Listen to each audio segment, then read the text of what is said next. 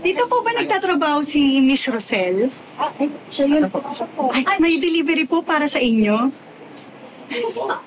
Nag-order ka pala eh. Delivery po para sa akin po. Opo ma'am, buksan niyo para makita niyo. Ay, naku, baka nagkakamali po kayo. Eh, wala naman ako pinipili online. Hindi po sa akin, baka po nagkakamali kayo. Buksan niyo po para makita niyo. Sige na, tingnan. Sigurado po ba kayo? Eh, wala naman po talaga akong binibili. Tingin ko nakalimutan mo lang yan. Nakakalimutin kami. Sige na. Tingnan nga ako, wala. Order mo yan. Wala nga akong pera. Diba, ang dami kong mga utang eh. Magaling ka mag-ipon.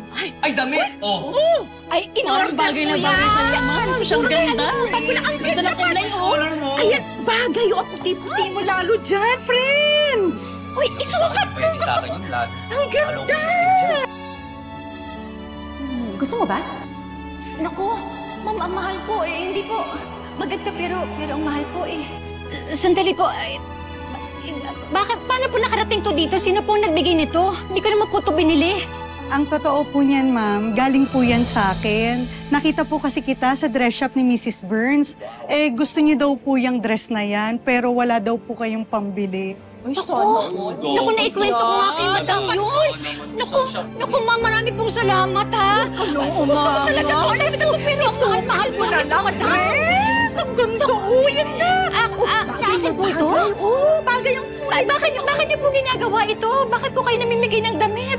Content creator po ako. Ang style ko po, nagbibigay po ako ng mga regalo para sa mga katulad niyong mommies. Yes po, parang pagbibigay-pugay namin sa kanila. Pagkatapos po kinukunan namin yung genuine reaction ninyo. Genuine? Oh my God! Parang yung reaction niyo kanina. Ay, ito ba yun? Opo, yan po. Okay lang po ba? Salamat talaga pa kayo. Naku, ang ganda ka. Wala ka ng dahilan na hindi mo alam ba ito?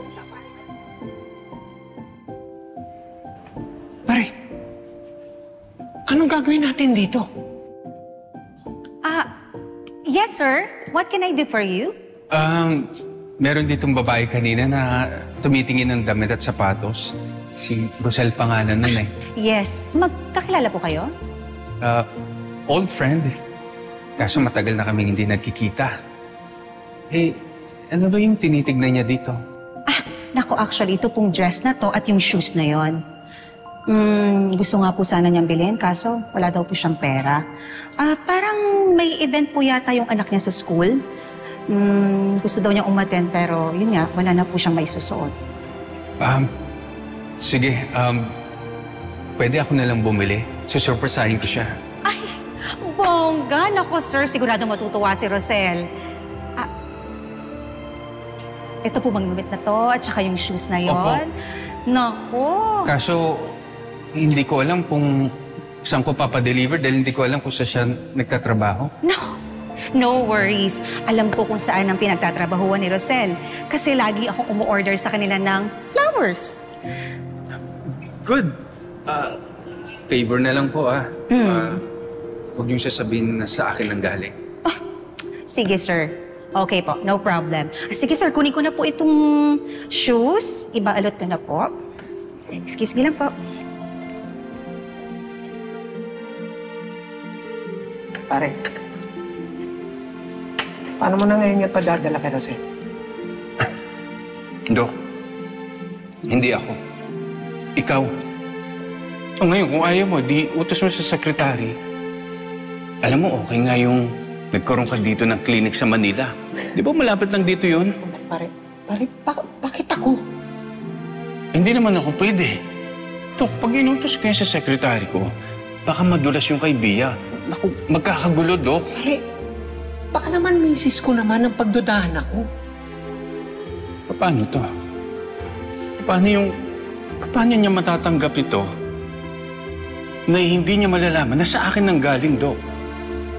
Teka, may naisip akong paraan. May napanood ako sa social media eh. Mga vlogger na namimigay ng regalo. Ba't hindi na lang doon natin idaan? Pwede. Pwede yan, Dok. Diba? Marami pong salamat. Ako, malaking tulong po talaga sa akin. Paano ko ulitin ang reaction, ma'am? Okay lang dito pa, ha? Sama kayo. Sige po, sama kayo. Tara po, dito Sige po po, tayo. sige po. Ma'am, dito.